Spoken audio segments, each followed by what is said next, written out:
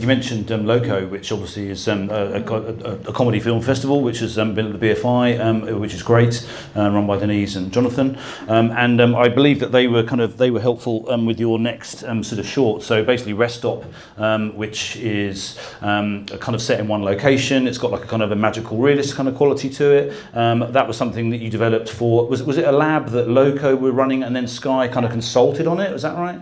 Yeah, so basically Loco, I'd done like their kind of comedy college, they called it, which essentially is like a week of talks where they get in commissioners and professionals from the industry to talk about how they make films.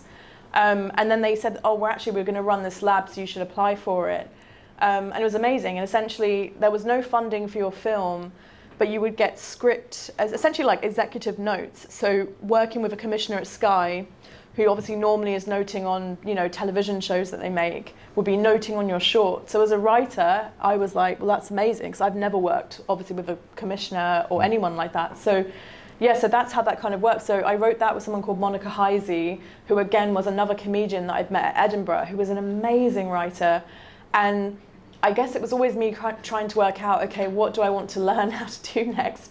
And like, I love Jim Jarmusch, and like, I don't know, I wanted to do something really dialogue heavy because I talk so much, and I think I just was like, but how do I put that on screen in a way that's like dynamic and exciting for people? And then as a director, how do I film that and keep that with energy and feeling exciting? So yeah, so basically the big part of that scheme was honestly like that. Me and Monica, I think for about 6 months, we did multiple drafts of this script, and then Saskia, who was the commissioner at Sky at the time, she gave us loads of notes back, but it was amazing. Like just learning how that process is, because obviously whether you go on to work in TV or work in like film, you're going to at some point have to obviously work with a studio head or work with a commissioner. So it was really amazing to get the experience to learn, yeah, how to take notes, how to push back on notes, and yeah, and in a way obviously that everyone is happy. And I think that the thing about Rest Stop as well, there's some pictures from you on set, I think, here.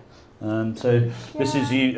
Was part of the way that you put that together, thinking I want to do it in one contained location? Was that also part of your thought process? Yeah, I think I knew I wanted it to be a conversation in real time, and I'd had this sort of idea floating in my head about a guardian angel meeting a backpacker, but I just thought it was funny if like they weren't a guardian angel and were just robbing them basically, which essentially is what the film's about.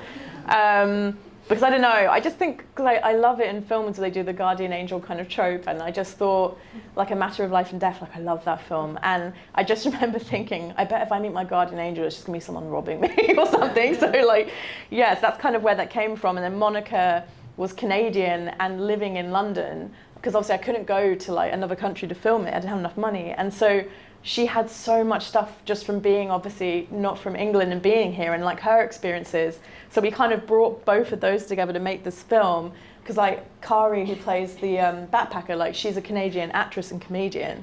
And so basically, yeah, I think for me, it was just that idea of trying to capture a conversation in real time and how to cover that really. And so yeah, and also just a financial thing. Like it was, you know, it was a much longer film, it was 10 minutes, but I didn't have multiple locations. Like I needed one location, so that just felt very achievable to us, because, you know, it was me, Monica, and my producer, Genia. We were all just putting in money, and we made this for $1,000, I think, which is not a small amount of money, but yeah, but that's kind of how we did it, like for little. And it was basically because Genia had just graduated from Westminster Uni, and so she persuaded them to use the cafeteria there. Oh, and I should say this, so I remember watching Inside Llewellyn Davis, and there's a really amazing scene in that. I mean, it's so brief, but in the rest stop. And I remember looking at it and being like, oh, so actually we just probably need like a cafeteria kind of looking place. And so that's what we started looking for.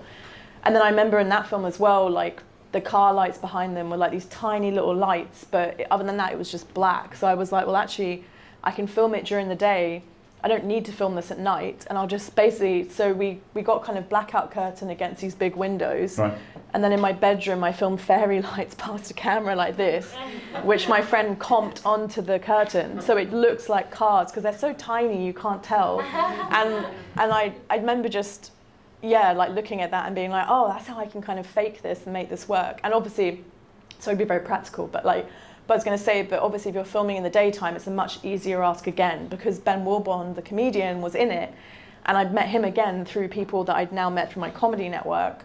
But it's much easier to say to him, you know, like, we'll pay for a taxi for you to come to and from set.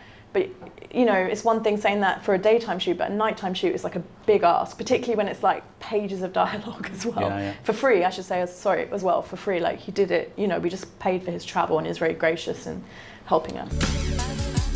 Find us at NoDirectionHome.com.